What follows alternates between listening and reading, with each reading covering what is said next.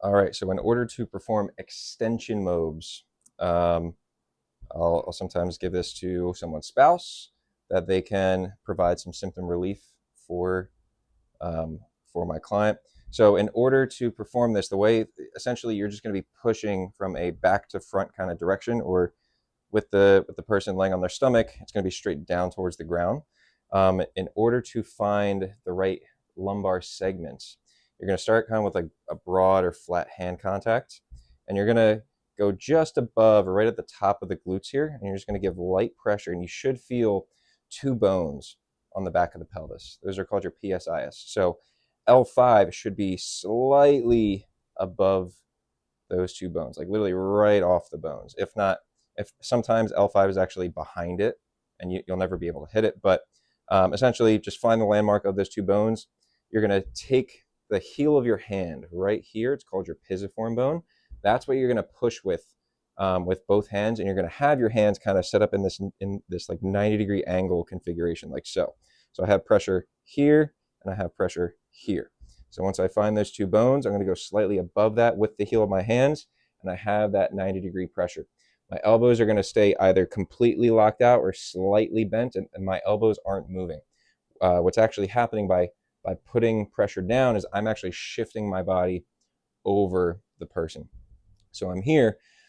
We want to find the most tender segment.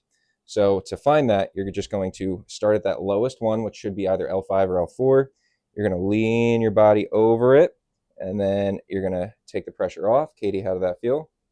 That hurt? All right, so we're going to keep that in mind, and then we're going to go up just about half an inch, and then we're going to do the same thing. We're going to push, lean our body over it, and then back. How did that one feel compared to the first one? That one hurt too. We're going to go up another half inch. I'm going to push again. How'd that one feel compared to the first two? A little less. Okay, so now we are moving away from the hot spot. So we're going to go back down, and we're just going to try and figure out if there's one spot that's more tender. So we have that one. Remember how that felt? And then we have that one. Which one would you say is more tender if you had to pick one? Or this one here. Okay. So once I'm here, we have our tender segment.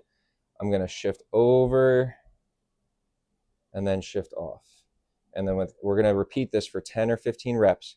Each time I shift over, I'm adding just a little bit more pressure each time. And then by the 10th rep, so I'm at about rep 4, by the 10th rep, you should be putting pretty much as much pressure as you can give, while also making sure that the person is able to relax as well. So you don't want to push so hard that they tense up. That'll just defeat the purpose of this. So we're at about 8, 9. It's about 95% of my pressure. And then 10, I'm really putting my weight into it. And then I back off. And that's all there is to it. I feel okay? Awesome.